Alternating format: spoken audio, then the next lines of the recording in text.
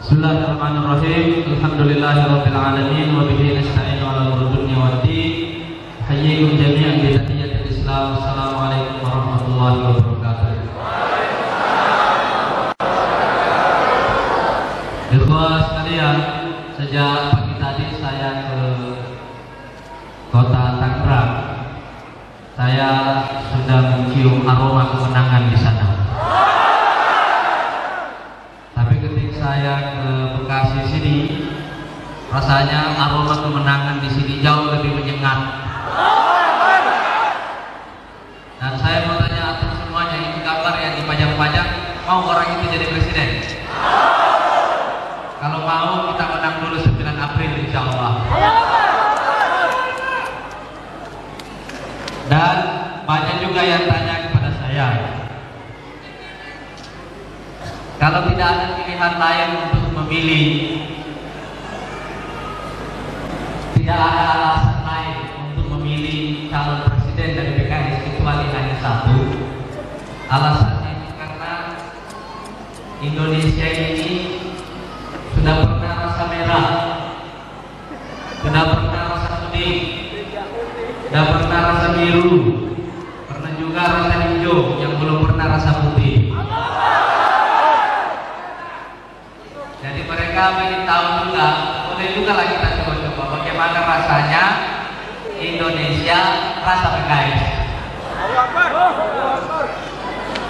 Saya bilang sebenarnya di Bali, PKS ini itu rasanya Indonesia. Dan kalau suatu waktu Indonesia dipimpin oleh PKS, kira-kira bedanya itu seperti air putih dan Coca-Cola. Tahu bedanya air putih dan Coca-Cola? Kalau kita menuang Coca-Cola, yang pertama naik apanya? Busa, ya kan?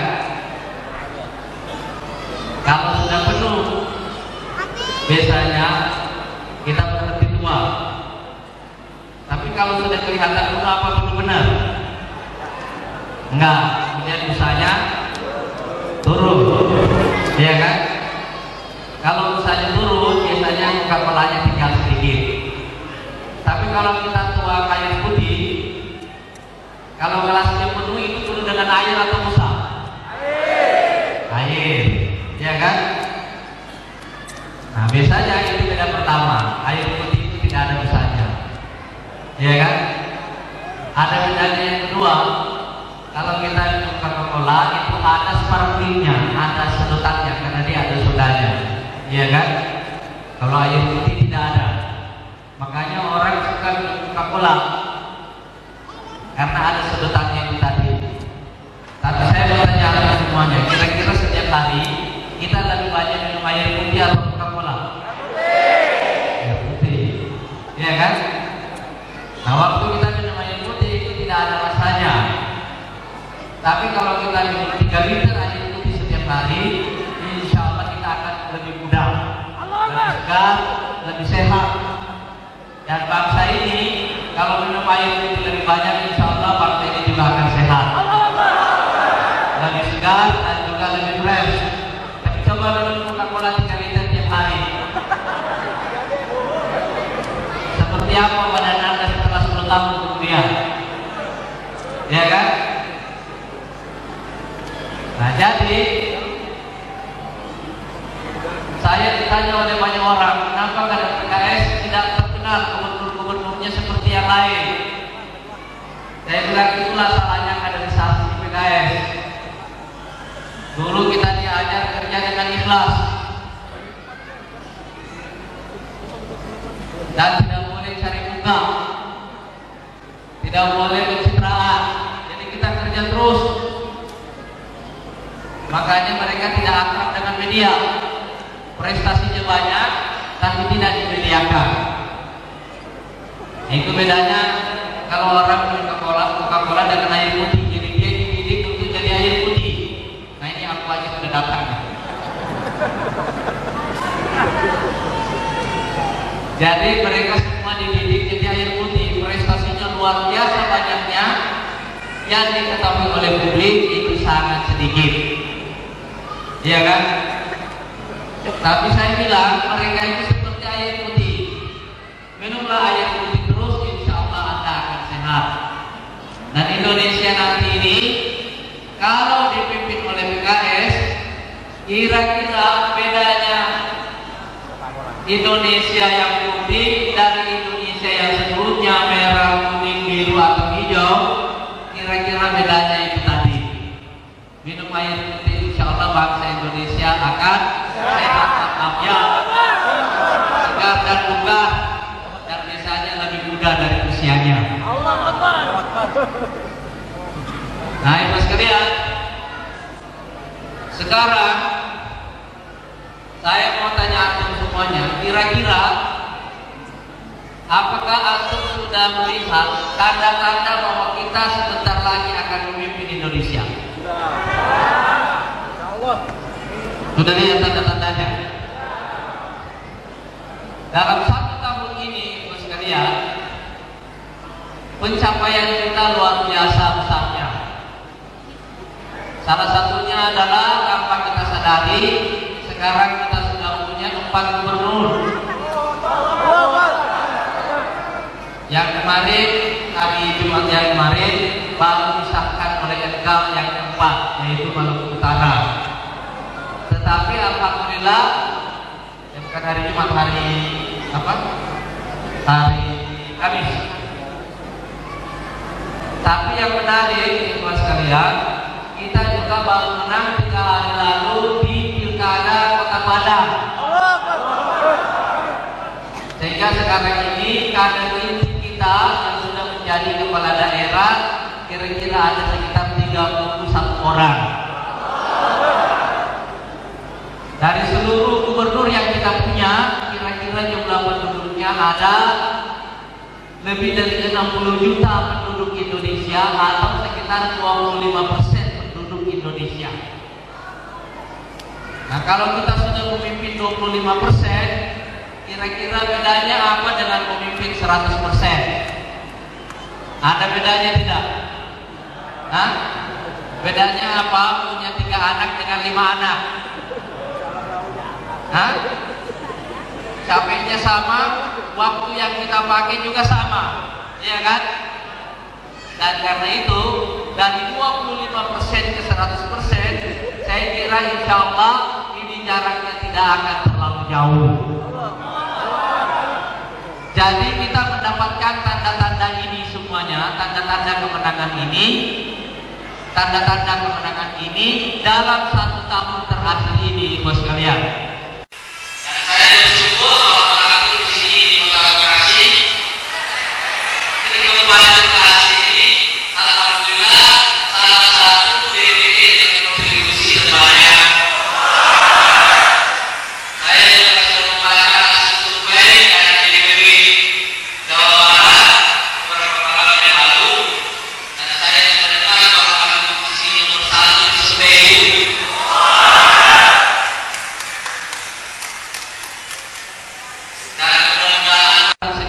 Dapat 2 kursi untuk DPR RI. Jadi kita bawa mantan bupati kita ini ke saya.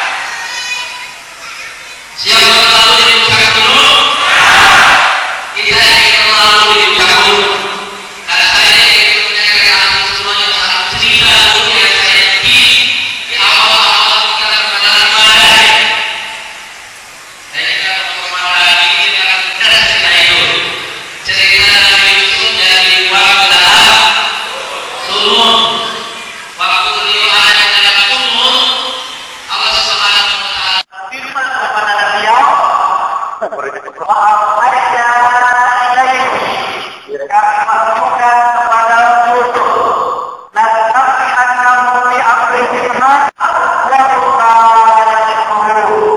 nanti kamu akan menceritakan ulang kepada mereka wajib dan mereka kesana. Saya sengaja mengambil cerita ini di awal banget. Kenapa itu saja?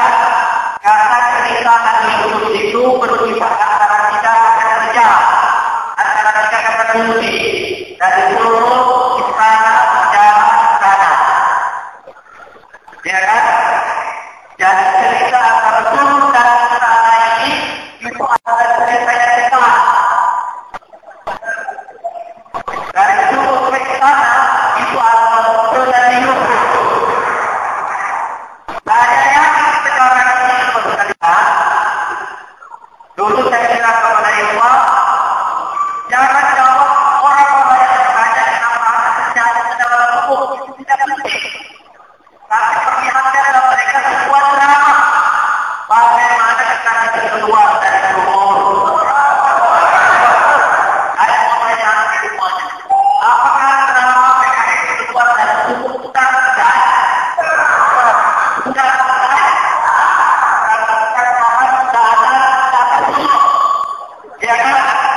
Kita keluar dari situ dan sekarang orang-orang menantikan sesi kedua dari drama PKS. Apa yang sesi kedua dari drama PKS?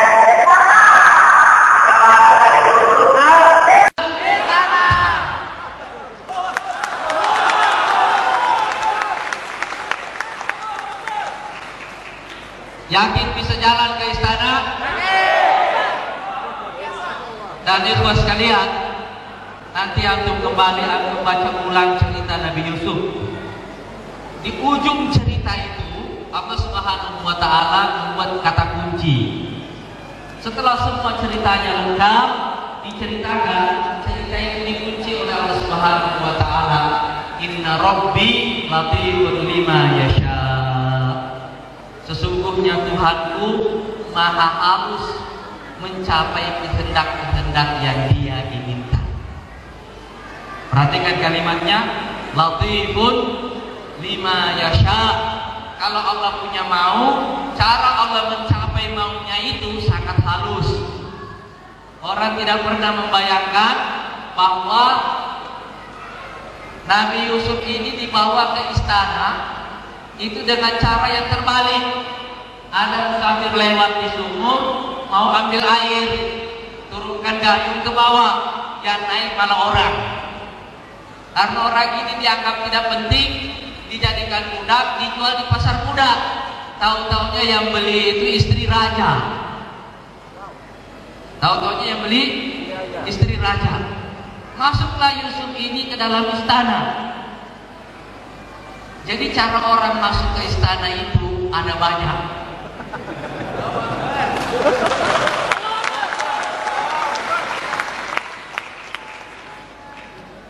Tidak selalu orang masuk ke istana itu dengan cara yang tegar, tidak selalu.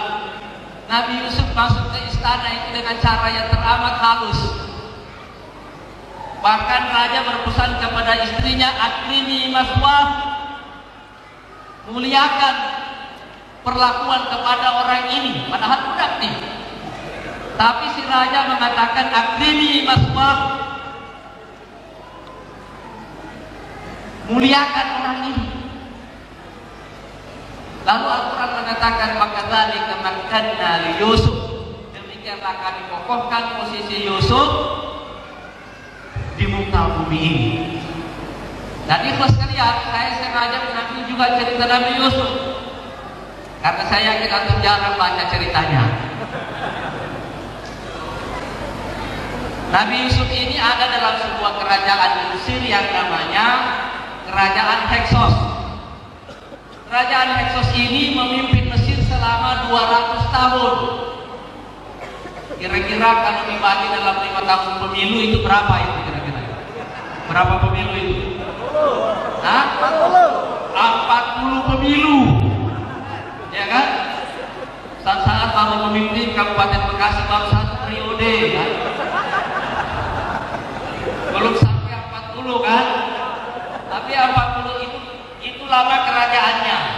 kerajaan ini berlangsung selama 200 tahun. Tapi dalam sejarah Mesir, inilah kerajaan yang ada di Mesir yang dipimpin oleh orang yang bukan dari Mesir. Dan perlu antum tahu, Nabi Yusuf itu bukan orang Mesir. Dia dari Madian.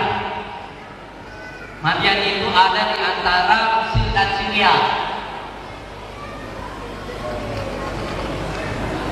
Apa yang antum pahami dari kisah ini? Dari Sulawesi.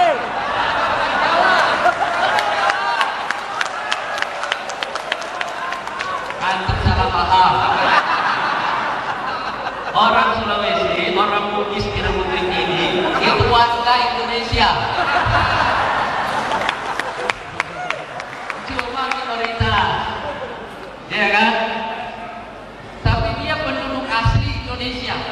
Kalau Nabi Yusuf itu memang bukan orang Mesir. Jadi sekalian, pesannya yang pertama adalah jangan pernah merasa asing di Republik sendiri. Yang kedua, jangan kita pernah merasa minoritas di Republik sendiri. Yang ketiga, jangan pernah merasa tidak layak memimpin Republik sendiri. Itu pesannya, ya kan? Jadi antum semuanya sudah dapat kata kuncinya. Dan begitu cara kita belajar dari kisah nabi-nabi itu. Jadi itu sekalian, saya mulai kembali pertanyaannya. Drama pertama sudah selesai. Kita sudah keluar dari sumur. Sekarang kita masuk ke drama kedua. Judulnya adalah perjalanan dari sumur ke istana. Ulangi kembali, dari sumur ke istana. Dari sumur ke istana. Itu jarak antara sumur dan istana jauh tidak?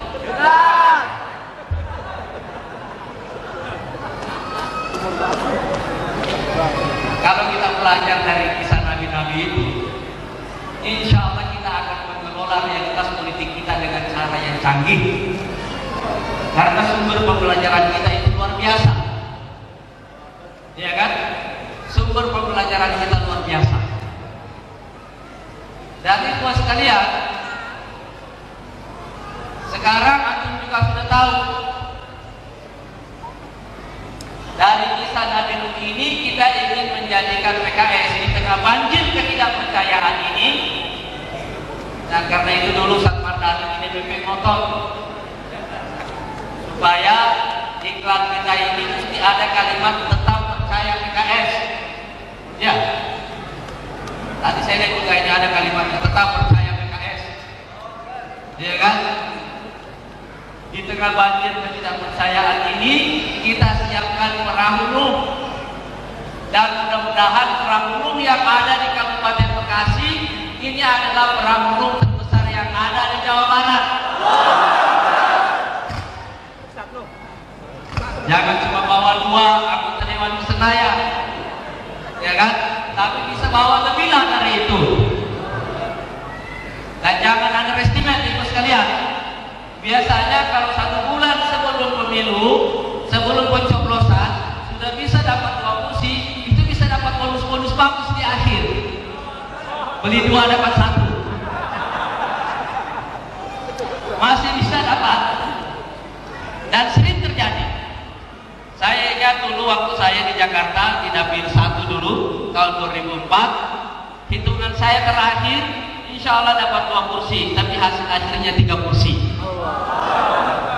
Jadi kalau sekarang hitungan antum 1 bulan sebelumnya sudah masuk 2 kursi, mudah-mudahan antum beli 2 dapat 1. Jadi 3 insya Allah. Nah itu sekalian, sekarang waktu kita tinggal 1 bulan namanya, dan saya sudah merasakan bahwa antum semuanya ada dalam kondisi yang prima. Saya hanya ingin berpesan pada bagian akhir ini, ibu sekalian, saya sudah melihat bahwa di dalam diri antum semuanya syarat-syarat kemenangan itu insya Allah sempurna. Kerja keras di lapangan sudah strateginya juga sudah tepat, pengorbanan antum saya yakin insya Allah juga sudah sangat besar, dan salah satu orang yang paling sulit dihubungi di DPP ini Dr. Mardani. Setiap kali ditanya di mana, di Dabi terus. Jadi ikhwas sekalian, ini semuanya sudah ada. Walaupun begitu, kita tetap perlu memperbanyak takawul kita kepada Allah Subhanahu wa Ta'ala. Perbanyak doa, perbanyak ibadah, supaya jangan ada sebab-sebab kekalahan yang disebabkan oleh sisi-sisi maknawiyah kita semuanya. Nah, ikhlas sekalian, karena itu pada kesempatan ini saya ingin menganjurkan antum semuanya, bagi ikhwah yang kuat badannya, fisiknya kuat, usahakan melakukan puasa selama dalam waktu 1 bulan ini, puasa Senin Kamis bagi yang kuat badannya. Walaupun melaksanakan gesit, tetapi kita berharap insya Allah puasa yang kita lakukan, tahajud yang kita lakukan, ibadah yang kita lakukan ini, kita jadikan semuanya sebagai alat untuk melakukan tawassul. Kita jadikan amal itu sebagai media untuk berdoa kepada Allah Subhanahu wa Ta'ala. Karena kaidah doa itu diterima oleh Allah Subhanahu wa Ta'ala adalah ilaihi yas'adul kalimut thayyib wal 'amalus shalih yarfa'uh. Kepada Allah lah naik seluruh doa-doa yang baik dan amal soleh itu mengangkatnya. Jadi kalau antum sudah melakukan gesit dalam keadaan sangat lelah, saat itulah antum berdoa. Karena doa waktu lelah itu insya Allah bisa diterima oleh Allah Subhanahu wa Ta'ala. Jadi kita perbanyak ibadah-ibadah ini, mudah-mudahan itu mempercepat doa kita diterima. Nah, ikhlas sekalian, kita bisa mengukur insya Allah bahwa kita akan menang dalam pemilu yang akan datang hanya dengan melihat apa yang ada di dalam diri kita. Saya ingin antum berdiri sekarang semua.